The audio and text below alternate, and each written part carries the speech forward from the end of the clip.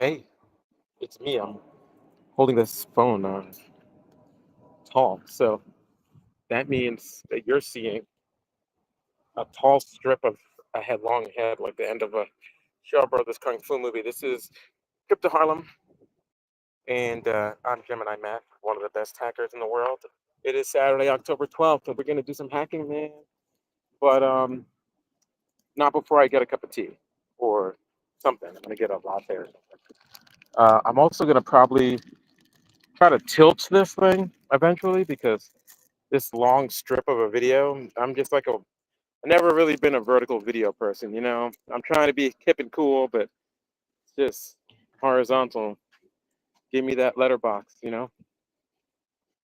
Aspect ratios, you know. Keep it wide. All right, let's get some coffee. Be right back.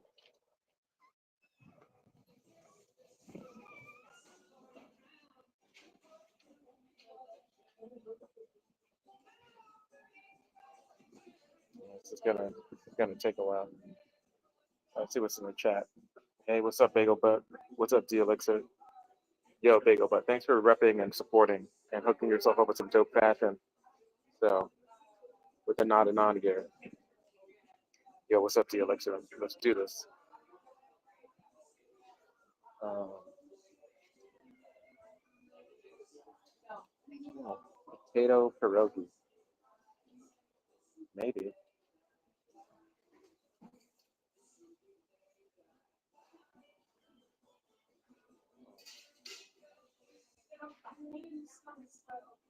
Looks like they're out of vegan croissants here. Let's see. They had vegan croissants. The sign says vegan, has a little green on it. It's pretty cute. But hungry vegans, man. Hey, I'm great. How are you doing today? Happy to go there. Happy you're good. Do you have anything vegan? No. That's great.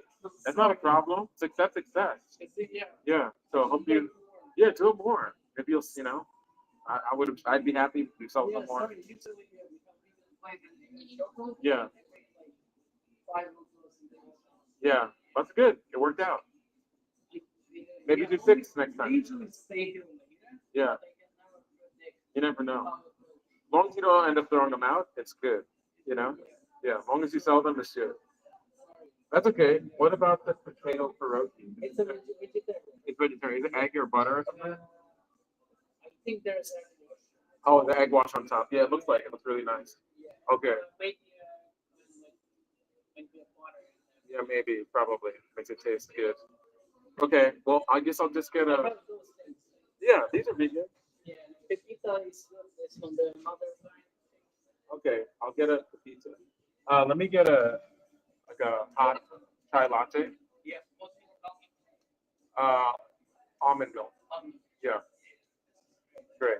And this apricot pizza. Okay, cool. That's okay. Yeah. No, it's great. I'm happy you even have anything. Yeah.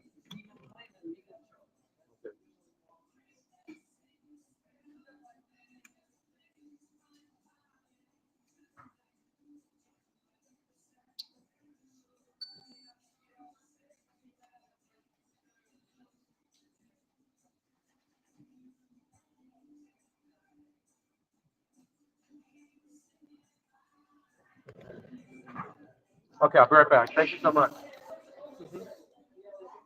Yeah, no worries. Take your time. Mhm. All right. I got a tea coming. I got a chair. I'm still a tall video strip, but we'll fix that later. This is from a phone. Let's see. Whoa. You are so cool, Bagel Butt. Bagel Butt. Got that nodding on.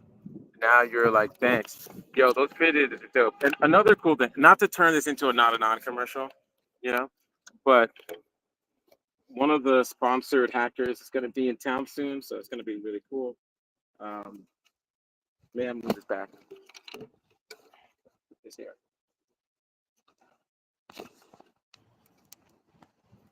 Let's see. No, that kind of looks like a weird choice. get this going. Oh, I'm trying to stick the phone in a wooden table. You know, those like little like.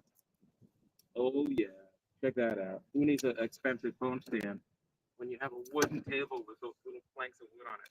Let me show you. This is my phone stand. It's kind of big, kind of clunky. I got to take it everywhere with me. Oh, oh, we did it. Yo, so this hack shirt, this is a new sweatshirt. So not a non sweatshirt. Yeah, the thing about the non brand that I like and I was really important to me is like I was like the first problem is like hacker people wear the same clothes and they all look the same. You know what I'm saying? That's not good. I want people to like express their individual taste and what you were before you were into privacy, before you were a hacker.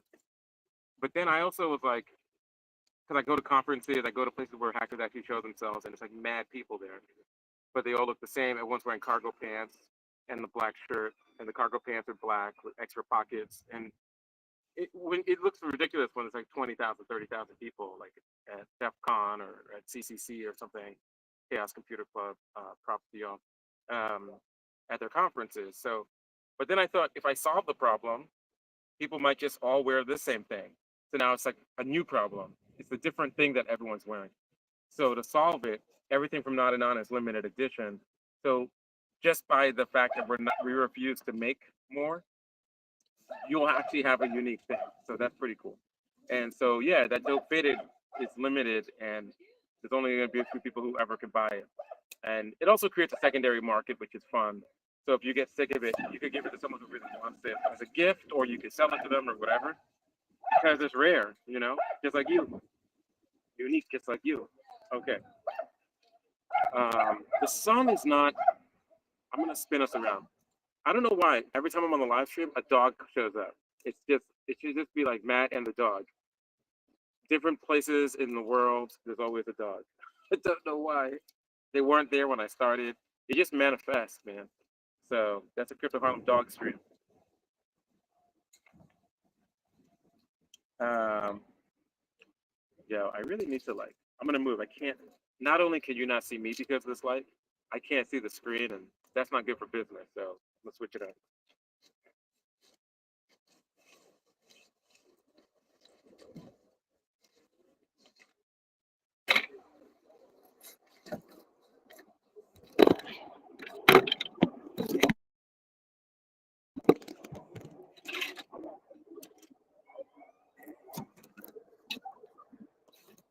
Bad for business, man.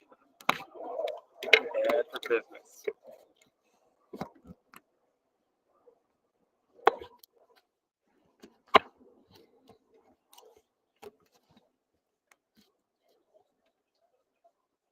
Okay. Not the dope angle that I had before, though. I want that dope angle. Some of these wooden planks are designed better than others. Okay. Now I have this weirder problem. Can't believe these are like tinted glasses, and I still can't see. Bagel Butt says, "No, I'm keeping mine. That's right, not enough life, baby.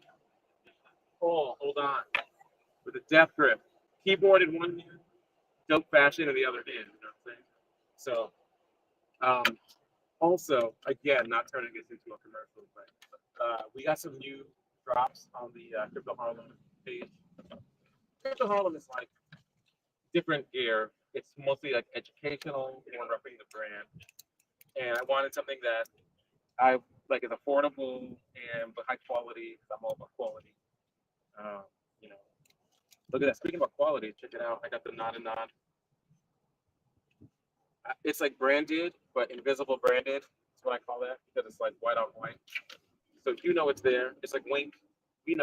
You bought me. You know what it is. You know what I mean? But it's not like you're walking around like a billboard. So this is the new sweater, the hack sweater I'm rocking. Thank you.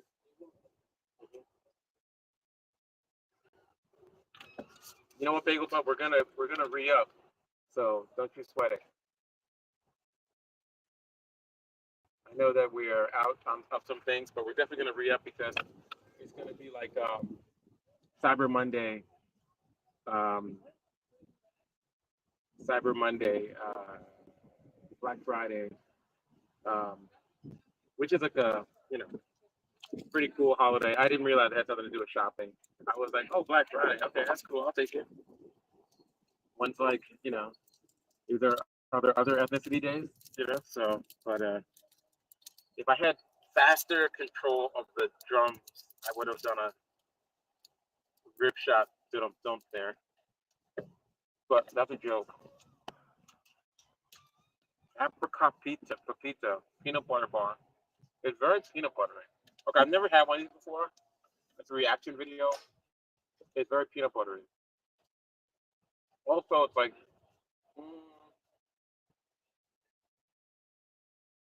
quinoa crisp, cranberries, rolled oats, pea protein, tapioca, maple syrup, salt. Problem with it is mm,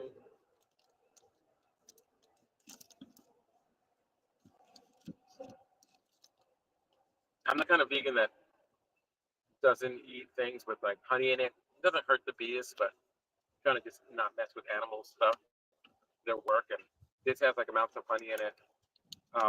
It's also very, like when you get a big glob of peanut butter in your mouth and it just sticks to the roof of your mouth, and then you're like, oh wait, this is how I die. Like I'm stuck. I'm gonna suffocate.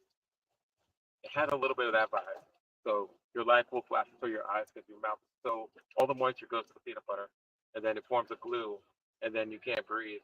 And then it's over. So yeah, death by apricot pizza. Then people be suing the company Big Spoon Roasters to be yo Big Spoon. I died from your snack, but I'll take it. It's vegan and it's high protein, and I think it's like to try to see 28 carbs. So when you eat a whole package, there's no way I could eat a whole package. I'd definitely get my mouth filled shut. Okay. Um. Right. Yeah. So just getting back to it. Yo, what's up, y'all? Thanks for joining the live stream. If you don't follow, follow. If you got money like that, feel free to subscribe. Hook up the interns with some vegan pizza. I'm going to be meeting with the Crypto Harlem interns a little bit later today, which is going to be good because we haven't met in a mad long time. Just scheduling conflicts. Um, and yeah, just like doing a lot of work, a lot of hustling. Should be pretty interesting.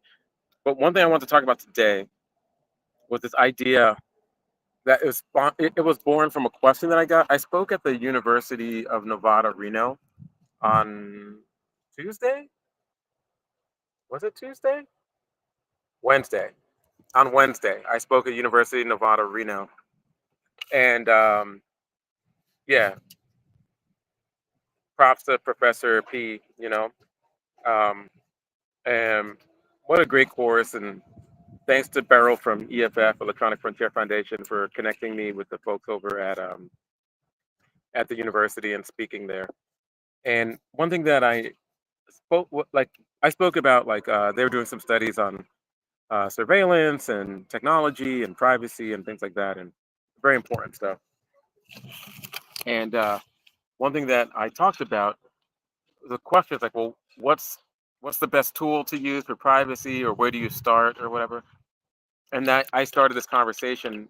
It's a little hacker secret. There's you could think of it as like a heist movie. You have like a bag full of tools in your heist movie bag. Like the assassin has a bag of tools, or like the bank breaker, the safe cracker has a bunch of tools, or whatever.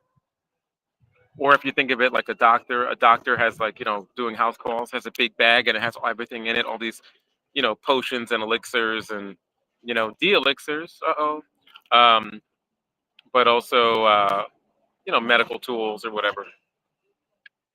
And that there are, like, when it comes to privacy, there's so many privacy tools, so many different browsers, so many different like collaborative platforms, so many different messengers, so many different calendars. It's like everything that you could need to do, anything that no matter what you're trying to do. There's tons of them, almost too many. And what I've realized is the reason why there's tons of them is because each one has its own failures. Each one has its own triumphs. The pros and cons list is real because they're made by real people who have like made different design decisions. Um, but it's important not to get lost in the sauce and to get too many of these tools or apps. The thing that you really want to do is master one app, master one tool, master one instrument, and only when you're done, move on after that. You know, so just like master it, and that whole process, that whole theory, I call mastery, not multitude. So instead of having a multitude of things that you use, just have one thing. And it'll be weird. Like imagine you had a toolkit for construction or carpentry, and you open up that toolbox, and instead of having like a scissor, or sorry, scissors now. What am I talking about? Instead of having like a saw and a hammer and measuring tape and all these different things like that people might have in their tools. Imagine you only had the hammer. Well, it'd be great when there's a nail, you hammer it down. You know, but when there's a piece of wood that you need to cut, well, all you have is a hammer. So you flip the other side and you use a nail remover and you start hacking away on a piece of wood and you end up with this really weird cut that's like totally broken. And for measuring, you know that the head of the hammer, you measured it once with a ruler, and just write down how many inches that is, and just use that over and over again, and just divide and multiply to actually measure stuff. Like you could do it, and you can actually have one tool that is every tool. So if you need a saw, you could just throw the hammer really hard against a piece of wood, things like that. And by doing that, you actually become a master of the hammer. You know how to perfectly throw it. You know how to perfectly do everything. And whenever there's a nail, forget about it. It's like you're good. I said that kind of like the Penguin. You ever anybody watching that Penguin show on I don't know what it is. I don't know what is it Max or HBO or I can't even tell. But that Penguin show, Colin Farrell, like New Jersey accent Penguin from the Batman movie. Anyway, Batman universe. But forget about it, as the Penguin would say. You'll get everything that you need. And that's what I was telling the students. And I used Signal as an example. And so I'll use it here as an example. So if you're not, if you don't have Signal installed on your phone, signal.org, install Signal on your phone. It's an important thing. It's a nice tool to use.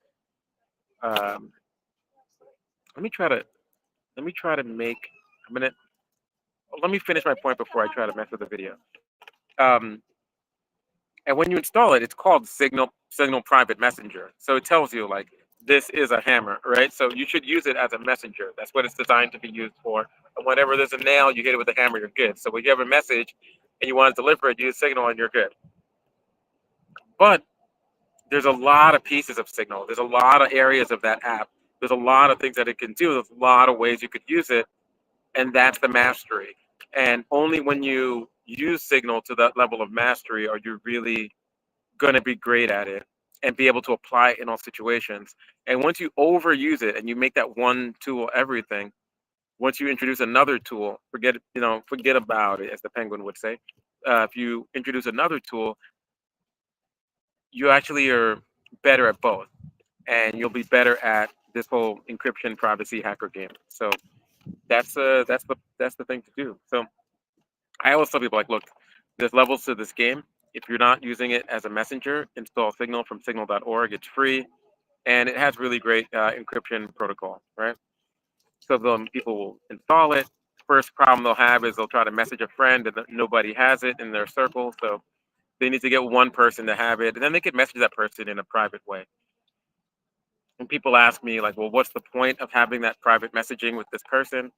And then I point them to the AT&T leak where a bunch of phone numbers and who they were messaging and in when and what time that leaked, right? And so if I am calling someone all the time or texting them all the time or messaging them and that's leaked, that's a big problem. And that can't happen when you're using a private messenger. Another thing that happens is we already know that when you write a message, it goes through many people's hands on its way to the phone, your intended, target phone or the recipient phone. And just being human, working in a call center, people tend to read those messages, and people tend to look at the MMS like it's a thing. It needs to get passed through many hands, and you don't know who those hands are. You don't know when they're going to be like laughing at your pain, or feeling sad, being like, "Oh, that's so sad about your pain." You don't know. So they could be looking at your pictures. They could be all up in your business. You could be sending someone a credit card number or a code to a door or something. Um, Things that were never intended for more than one recipient or audience. It's just out there, and depending on what happens in the future or where you are, that blog is always there for someone to grab. So depending on record retention and data retention of your carrier, someone can make a request for that data a day later, a week later, a month later, a year later, who knows, decade later. So that doesn't happen with Signal. So again, those are the reasons why we use it, just to review. But because you're forced to only use it for everything, right? Then you're like, okay, well, I wanted to write a note to myself, and because I'm using Signal for everything, I guess I'll try to figure out how to write a journal to myself or a note to myself. You can actually do it. There's a user in everyone's contact book called Note to Self, or you could put your own phone number or your own username in, and you can write a note to yourself. You can make a voice recording to yourself, and you can use Signal as your recording tool for encrypted and private voice notes. You have some intellectual property, you got a cool beat that you're trying to drop, you have a new song you're trying to write, you have lyrics, or you have music you're trying to compose. You could actually just put it in Signal and know that no one has access to it. So that's a good example of this whole multitude over mastery. Mastery over multitude. You're going to master one tool instead of just jumping and using like Tor now or whatever. Then you look at it and you're like, oh, what's MobileCoin? I'll keep my views on adding cryptocurrency to private messenger apps to myself today, but you could actually send money to people over a Signal using MobileCoin. And as long as you have some MobileCoin, you can send it to anyone who's in your contacts. They have to turn on the mobile wallet feature, and as long as you have it turned on, you can send it. You can, someone could be like, "Hey, I want to get a chai latte that's hot." You can send it, and you can be like, "Hey, you know what? Instead of someone being like, why don't you Venmo me or PayPal me or Cash App me or whatever," people can signal you, and it can mean money.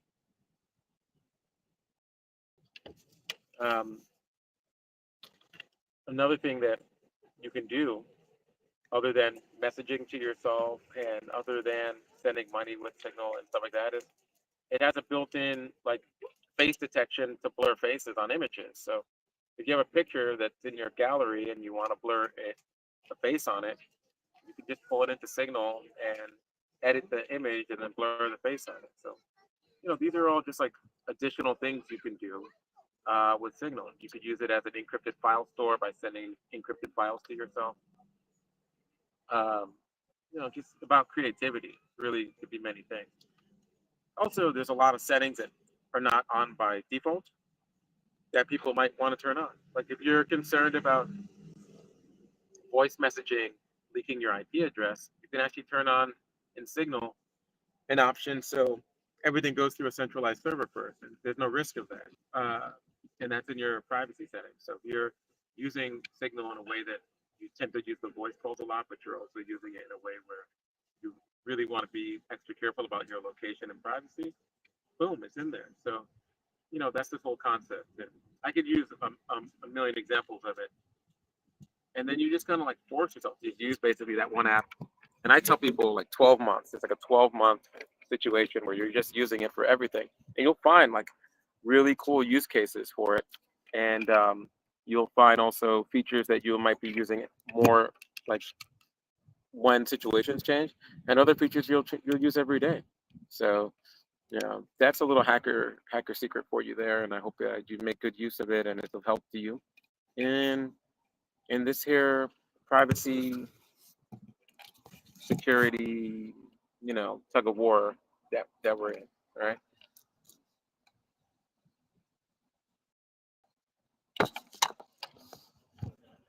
Let's see. Let me go into the chat real quick.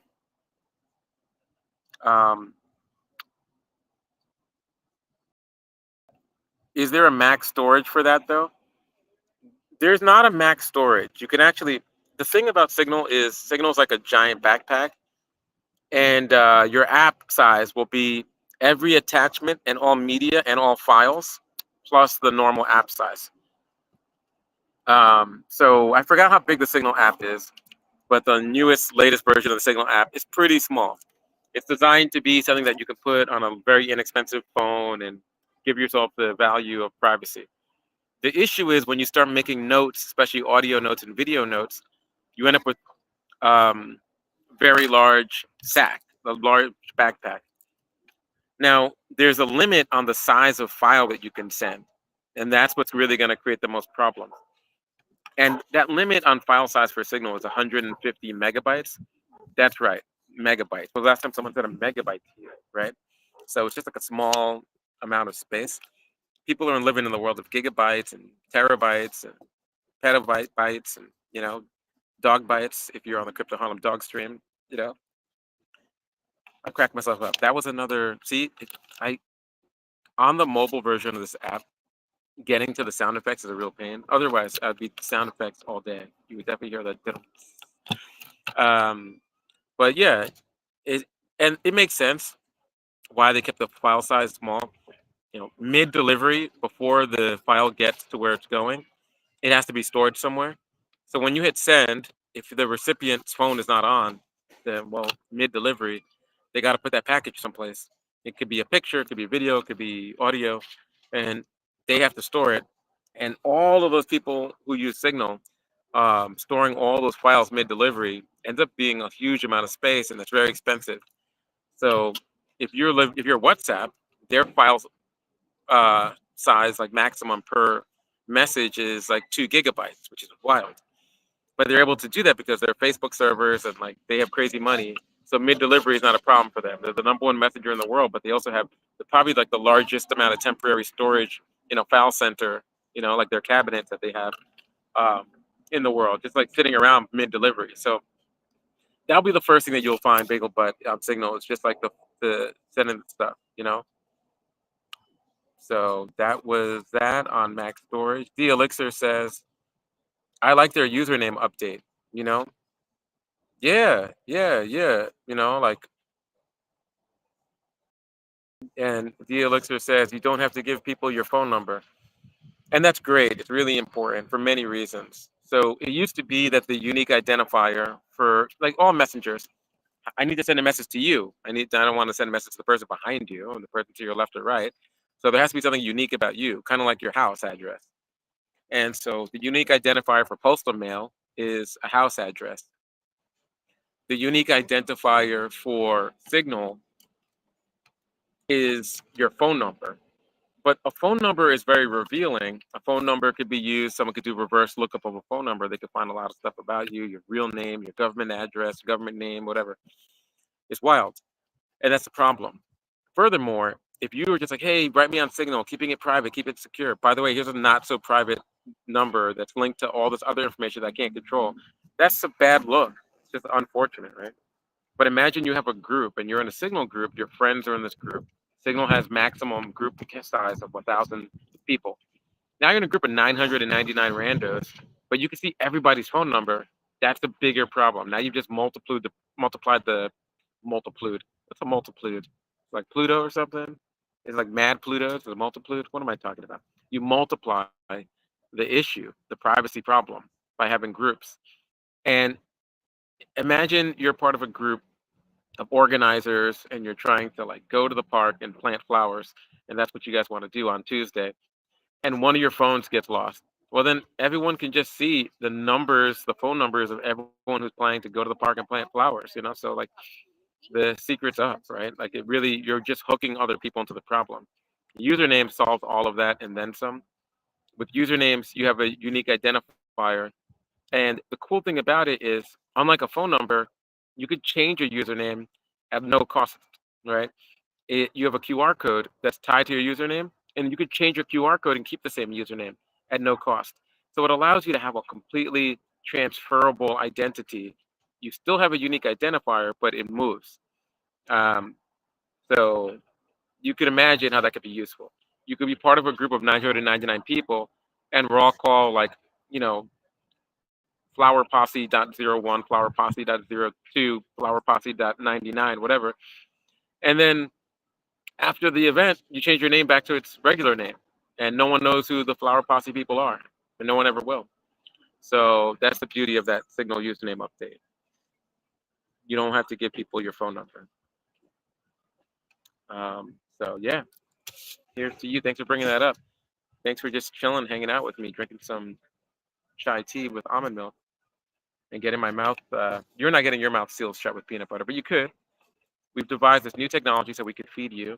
It's anywhere that is where you keep your food in your home, you will find a thing called a pantry. And if you open the pantry, enjoy a snack on us. So that one's new technology. And if you find some peanut butter in there, you can eat it and you'll know my pain from trying to eat the apricot pipita from Big Spoon Roasters. Let's see. How much time do I got left? Because I wanted to, it's like 20 minutes and stuff. Okay. I'm going to try to show another tool that I really like. It's a mastery versus multitude tool because it could be used for so many different things. Things that it's like designed to be used for, things that you like creative uses. But the problem is I'm in direct sunlight. My laptop with no shade, it'll be impossible for me to read. Pretty sure. I could try to put a hat on my laptop, but I don't know. Let's see. Let's see how bad this is.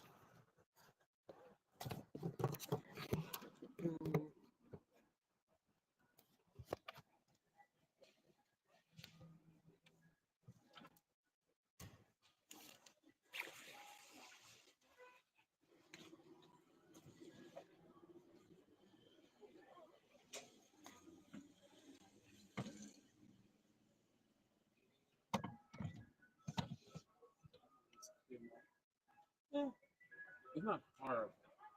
Especially if I keep the lid that closed. Like crank up the power. I think I have enough energy to make it. Can't really see. Kind of see. Definitely need some water. Okay, I'm on the hotspot. That's fine. So you're like, are you not a match phone? Like, no.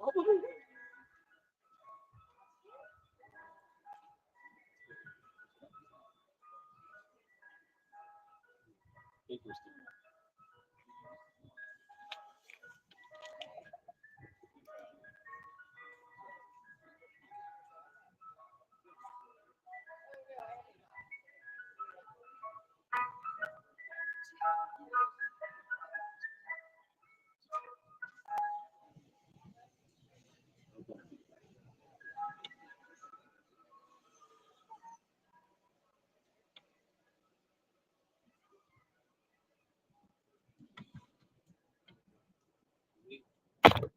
Before we get like a oh no, audio. It's like infinity mirror from sound.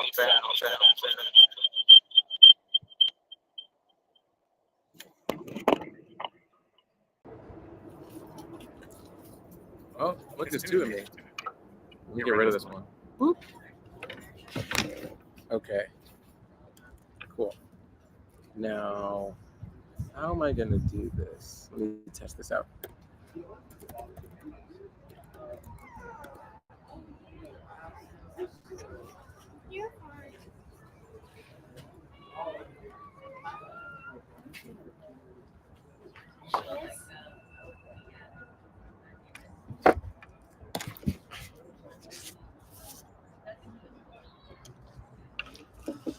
Okay, cool. Let's go.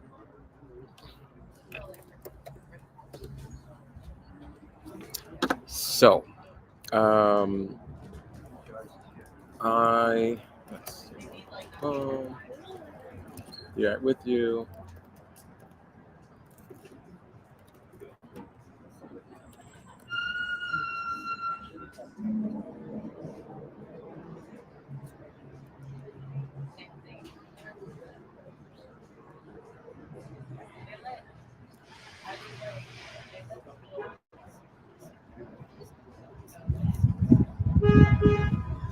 All right, so talking about mastery over multitude, I'm going to switch to my headset here. Hopefully, this doesn't sound worse.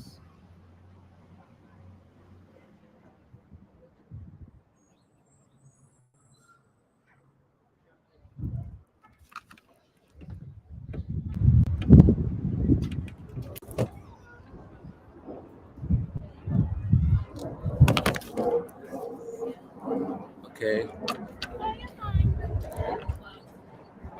Huh? How does that sound?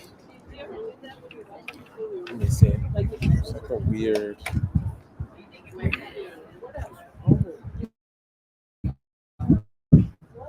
Oh,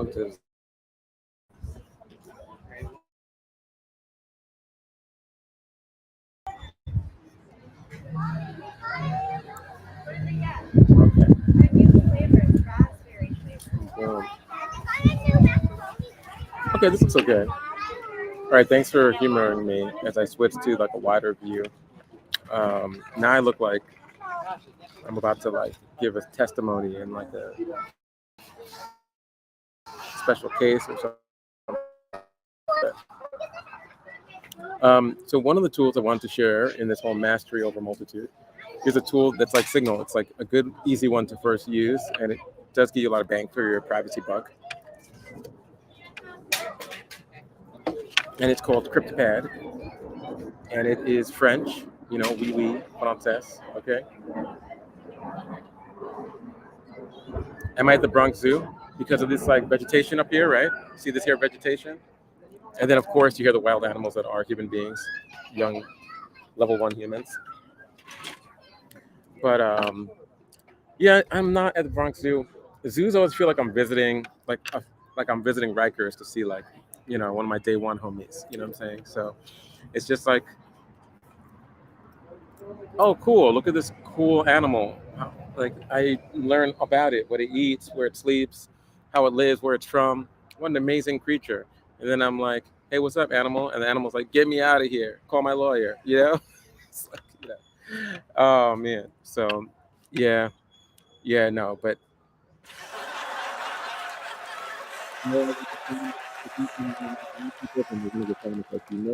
okay.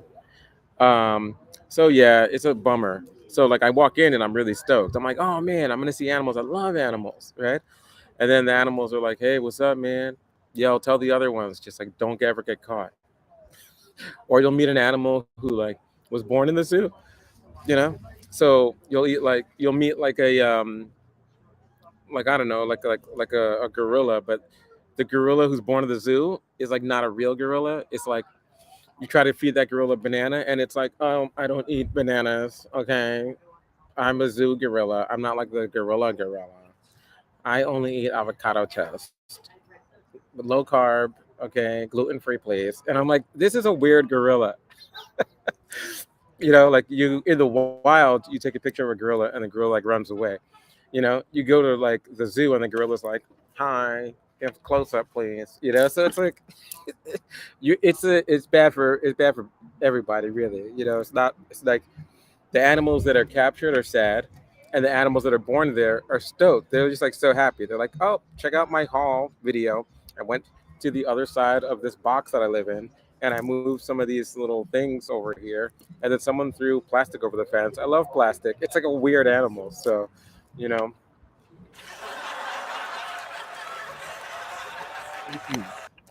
So for that reason and many, nah, we're not gonna probably do. And never say never. Um, like I never thought I'd read about 1,000 bottles of baby oil, but never say never. But I'm pretty sure we're never gonna do Crypto Harlem Zoo stream. But you never know. Never know. Okay. Okay. So CryptPad. CryptPad is French, like the vegan croissant that they were out of that I'm trying to eat. Um, and so it looks like this when you go to the website. The CryptPad.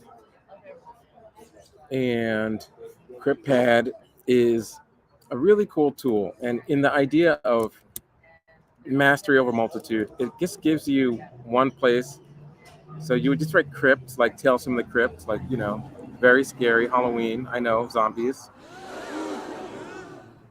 I know, don't be freaked out. So cryptpad.fr, right? That's for like France. And cryptpad.fr. And it's basically, you might have heard of Google Docs. They might as well call this like, I don't know, like Google Docs or something.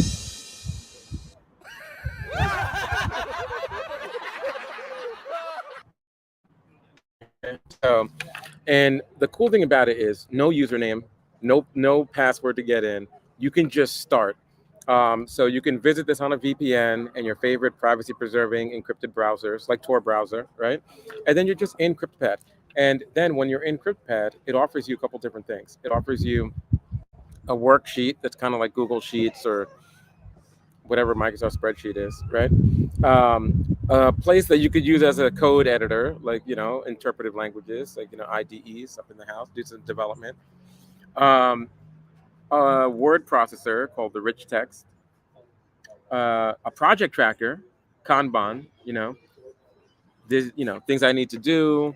I started this, I finished this is done, I'm working on that. You can have a whole project management system here. And if you come from like development land and you want to use Scrum or Agile, you can figure it out. You can have like an area where you have all your tasks. You can drag the cards in. It's kind of like Trello, you know? It has an area for you to do diagrams. It has its own forms, like Google Forms type thing. People always ask me, like, yo, I need to have a form. I want to fill up forms of entries that are private and secure. I want to like catalog and people about a very private and secure thing. Where do I do it? Well, guess what? CryptPad does that now. And then it has presentations, but they call it Markdown slides, which I guess is truer to what it is, because if you don't know Markdown, which is a very, very simple, I don't even want to call it a language, but it's like a formatting style or whatever, text formatting style or whatever. Like number sign means header, number sign means smaller header, like things like that. Annotation style, notation style, or whatever. And with that, you can basically make your own presentations. And there was a time when like all the Crypto Harlem slides were made on CryptPad Markdown. Mm. But it was just harder for other people to use. It takes a little bit more time to author. So I usually ended up like taking pictures of things and putting them in there, making galleries in there. And I do a lot of case management where I'm like trying to track surveillance, looking for this is a automatic license plate reader that showed up on this traffic pole. It wasn't there before. When I first noticed it on this date. This is a picture of it, and you can like just catalog all that stuff in CryptPad. So when you get CryptPad, let's say you have Tor browser and you browse in a CryptPad, you click on the thing you want to use. Let's say we want to make a like word processor. We just click on rich text. And here we are, our encrypted private rich text thing. And the cool thing is, like, you don't need to have a username or password. You don't have anything tying this to you. If you want to ever use this again, though, you should hit share. And then you can make a link for editing and a link for viewing. The first thing about CryptPad that you should know is the link that you see in the URL is not useful at all. That's throwaway. So a lot of times if you're used to using like, I don't know, Microsoft 365 or Google Docs, the link in the URL is the link to the document. That's not the case here. You have to hit share. So if you use CryptPad, you have to hit share. Hit share. Share, share, share. Sharing is caring. Share, share, share. Okay? If you could turn back time, share, share, share. Okay? Okay. Now, you also can have a view link, and that's for people who you want to view this. They can view the document, but they can't add to the document. And that's smart. Now you have a private, secure, encrypted, Tales from the Crypt, crypted, private, secure, encrypted document. And it's like a flyer. You can make a poster here. You can send it to people, and only another select group that have the edit link can add things to it. And how cool is that? You could change the name of it. So, like, we could be like, boom, Secret Shirts Club, you know? And it's like, first rule of Secret Shirts Club is there is no Secret Shirts Club, right? Two, you know, secret shirts secrete.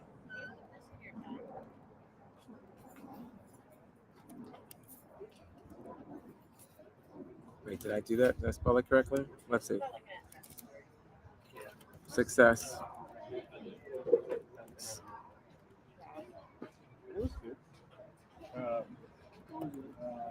Synchronously. Okay, let's say I did that, right? Now I can go here and I can be like, I think I go to tools. Let me see if I can find it. I guess I'm like relying on my browser, on my browser's share. I'm going to share this out. I'm going to give an edit link. Copy the edit link, copy link, right? And then I'm just going to paste the link right here in the chat. So if you have a computer and you want to join us, you can just get in here and then you can make some rules for the Secret Shirts Club, you know? Oh, but it's, all right, so, hello. These are the secret encrypted notes, okay? Now, one thing you'll also see is in the lower right corner, it says this pad is not your crypt drive. Do you want to put it in your crypt drive? And if you hit store, you can actually like put this in your drive and then it's stored and you can like have multiple documents that you can have in one place and organize it and change things. And once you put it in crypt drive and you have an account, you can set up additional features like this is view once and then self-destruct. And when someone looks at the link, they can read it, take a picture of their screen, print it out, whatever, but then it's gone. The file dies and the link dies right after they viewed it. All kinds of cool features, right? So between all the different feature sets and things that this thing can do, it's really magical, you know? So there's this option here. Let me see if I can find it. I know like the without a login version is like a little bit less features.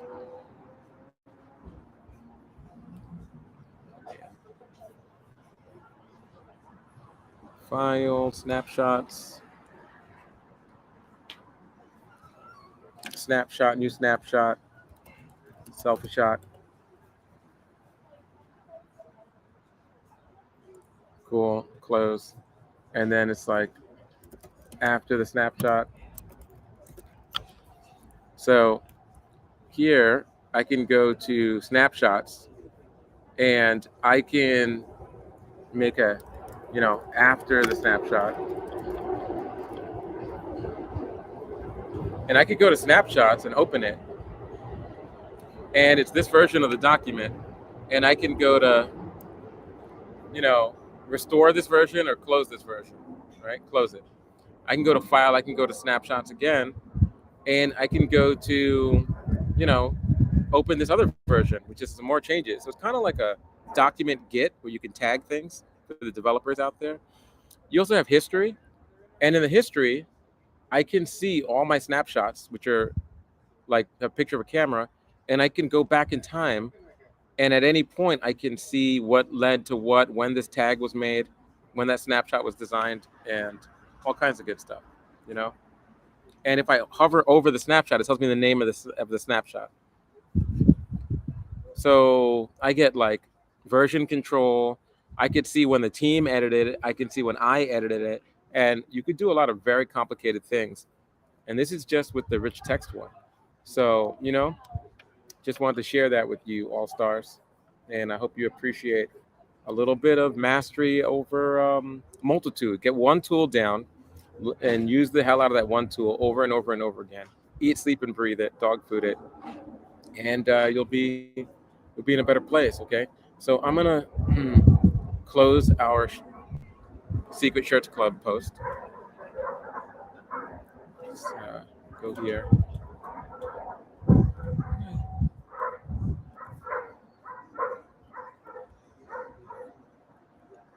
Synchronously. Okay.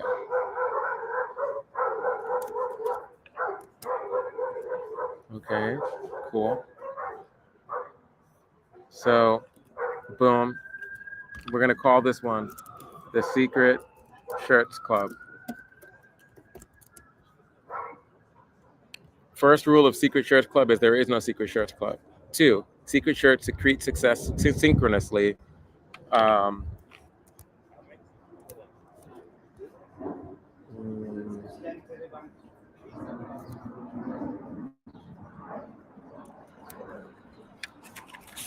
hmm.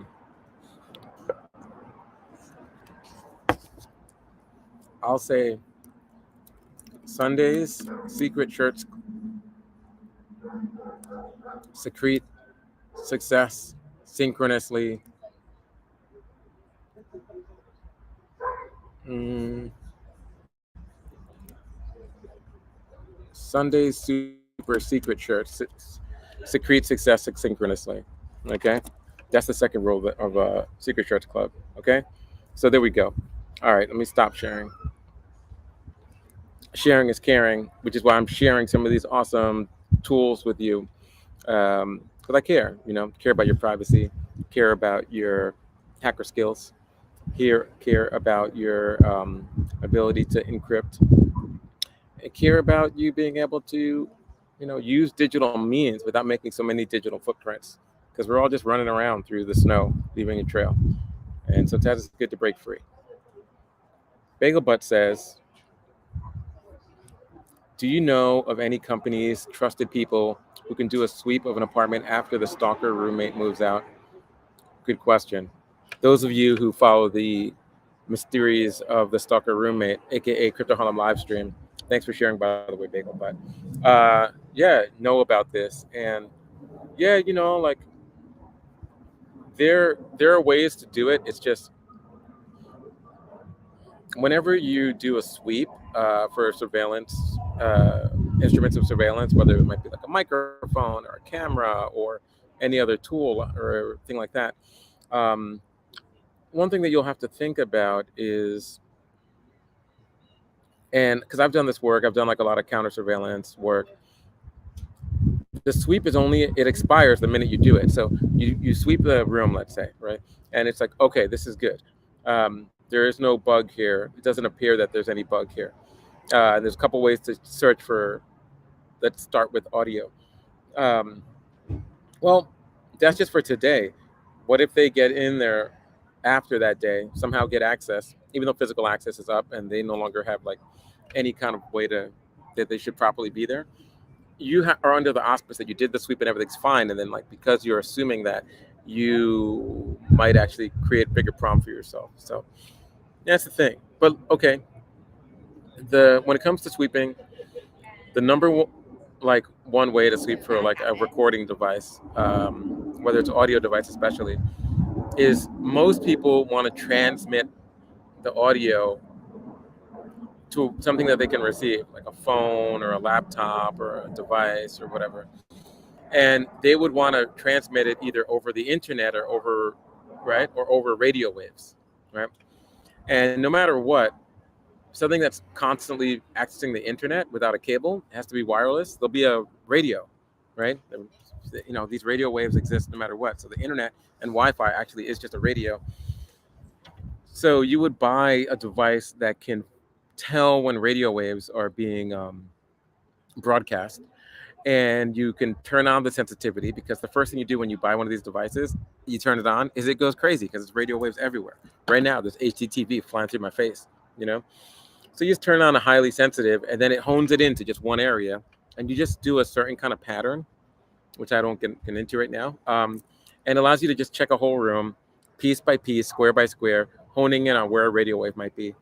And then you'll get a beep or something if there's a device there. And the best way to do that is you buy a device that they all have different prices. There's $20 devices, there's $20,000 devices.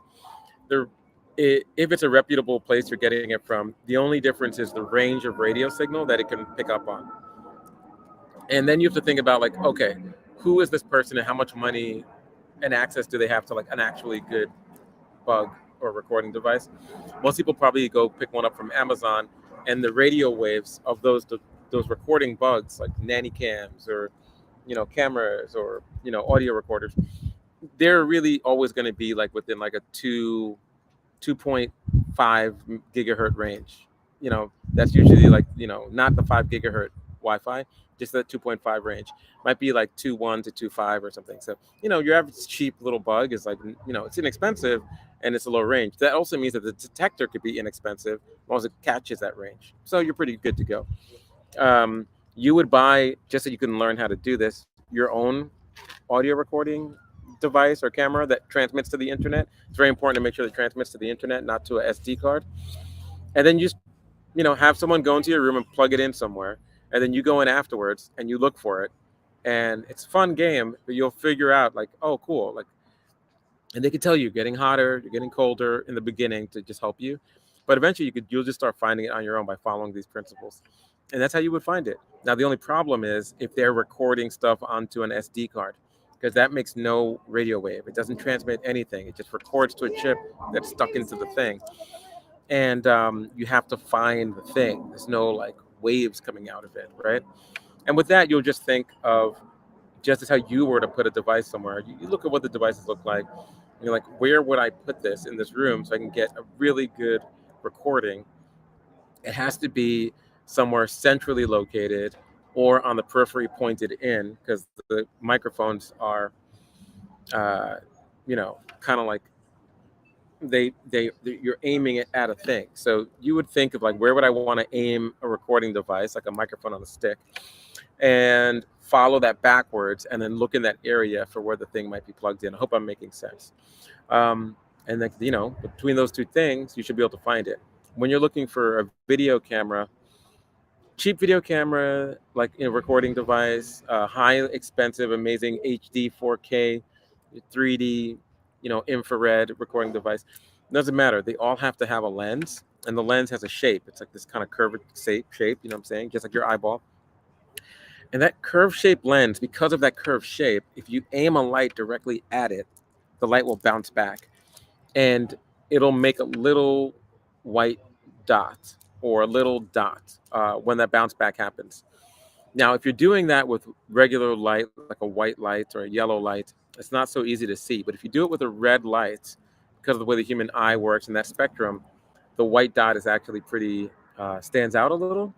And you can practice by finding something that has a curved shape in it, like a peephole or a camera lens or something, and aim a light at it. It could be a flashlight, or you could take a flashlight with a red piece of paper or a red film, and it'll bounce back, and you'll see that little thing, and you'll be able to detect it.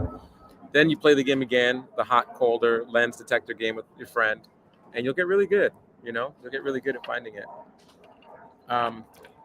Yeah, I mean, like, scanning the Wi-Fi with something like Fing, which is an app that it'll look for radio signals, and then I think the way Fing works is it'll try to do a ping, which is ICMP ping, against every IP, Internet Protocol address, within range of the IP that you have.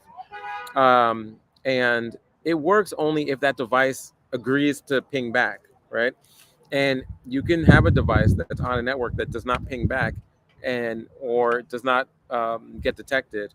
There's other ways you can detect devices, like MAC addresses and other things like that. But you can check with the router. If you can get on the router, and the router is chatty like that, you can ask the router. You could basically do like an ARP and be like, yo, router, like, what else is on here? You know what I'm saying? Like, what are you serving? Like, you know what I'm saying? Who ordered from this cafe? So those are some things, but that would be assuming that it's using the Wi-Fi that you're on. It might be using a different Wi-Fi, right? It might have another signal that you wouldn't know about, and therefore it might be on a completely different IP address range than you're thinking. If I was hypothetically, allegedly trying to like get a transmission of video or audio out of a place, I might take a cell phone, strap it to a giant battery, right? A cheap phone that I bought at like Track Phone or whatever, or like 7-Eleven, duct tape it to a giant battery, like a huge brick. Like this battery is huge and they're so cheap nowadays, it's possible. You can even honestly modify something like a car battery or something huge, right? And then you just bury that in the ground and make a Wi-Fi signal hotspot. It'll work. It'll just be a hotspot. So this is where measuring normal and knowing the baselines of normal, like this is my Wi-Fi network, and these other networks I always ignore. Well, take a picture of those networks one day and just know that these are the networks around you. When you see new networks popping up, right, then that's weird. It's not normal. It's like it breaks the baseline. So a new network, you wouldn't be, and that network just needs to be within range of the camera. It could be outside the place. It could be upstairs or downstairs. You understand how Wi-Fi works. It's like a cone, like a little donut. And it would allow a device that you pair to it to send signal. Now you just have to get that device inside. And all you got to do is get it inside once, plant it somewhere, and have its internet somewhere. And then like I have 8 days of internet, and I need to record on Monday, Tuesday. My little duct taped cheap phone hotspot or whatever has 10 days of battery. I'm good and it won't be detected. So just saying. So all these things, all to say, it's possible, but you never have complete certainty because of how things are. Especially if you aren't doing measurements ahead of time. If you're doing measurements ahead of time of what's normal, you can measure all kinds of things, like what Wi-Fi is out here, what radio signals are out here, what are the waves of those radio signals, frequencies. If you know what normal is, then you can definitely detect easier when something's not normal. You also want to like keep your spaces clean instead of dirty, because messier places and the more objects in a home or a place, the easier it is to just stick things around or hide things or put cameras or mics inside of things. I'm looking at you, teddy bears. No teddy bears in your home. Just kidding. Just a little nanny cam humor. Okay. All right.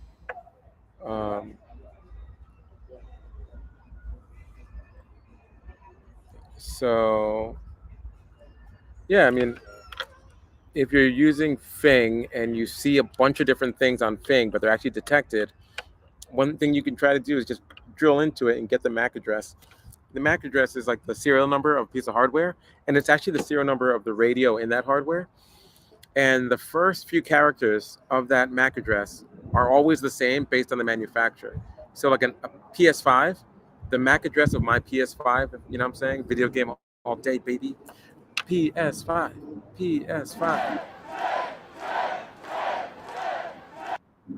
Well, the serial number of my PS5, the MAC address on it is unique. It's not the same as the MAC address in yours. However, the beginning of the MAC address of all PS5s is always the same. Okay? So that's what you can, actually, there's websites where you can like do lookup of the vendor, MAC address vendor lookup. One of them is macaddress.io. So you would go to, and I'm not just like, this isn't like the best site to go to. It's just like, it came up first. So it'll probably be easier for you to find. It'll be easier for you to find. I don't even need it.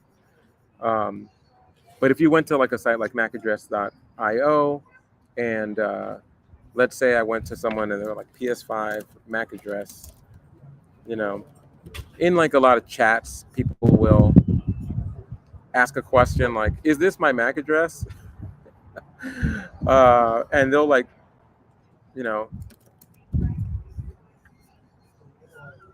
if you find a chat and it's like how to find your MAC address, or like what is a PS5 MAC address, you'll definitely find someone in a forum that posts their MAC address.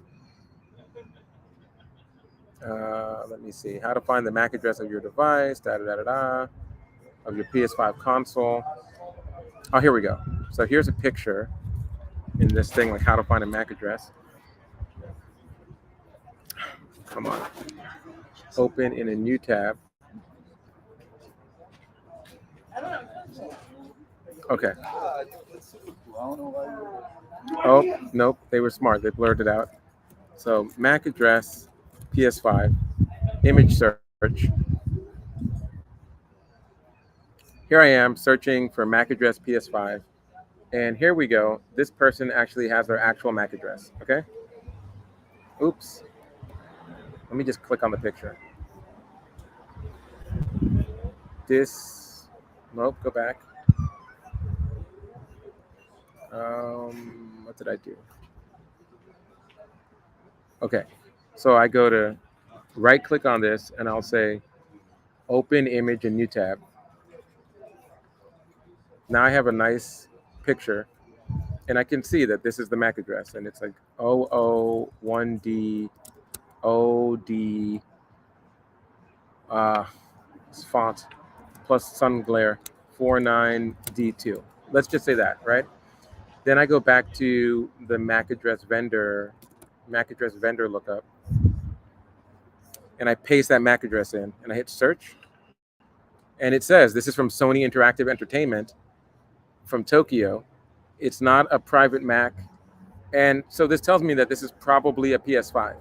Okay, it tells me about like when this was first registered, when this kind of Mac showed up, blah blah blah blah. So this date was created was 2007, and that's an old picture because it's an old Mac. It's not a PS5. It's like a PS1 or whatever. And I hope that makes sense. Hope that helps you there. So when you're using some kind of device search or whatever, Wi-Fi dig into, that's how you get the goods. You know what I'm saying? Okay. So as much as I love to hang out here at the Bronx Zoo, it's not the zoo. I gotta go, but not before doing a roll call to the people on Twitch. No disrespect to people on Twitter or on all the other places where we YouTube or where we rebroadcast the stream. Just want to say peace to a draw of things, air horn. Moderator. Appreciate you so much for hanging with us and being here. Mad props. When we're talking about moderators, other moderator, D-Elixir, next gen moderator, appreciate you so much.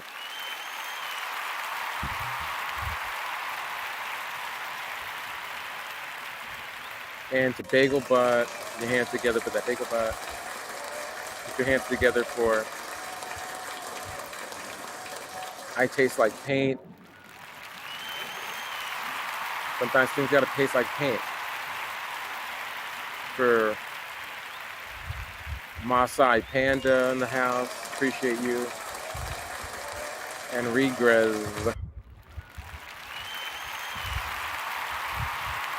We did it. We made it through another one of these.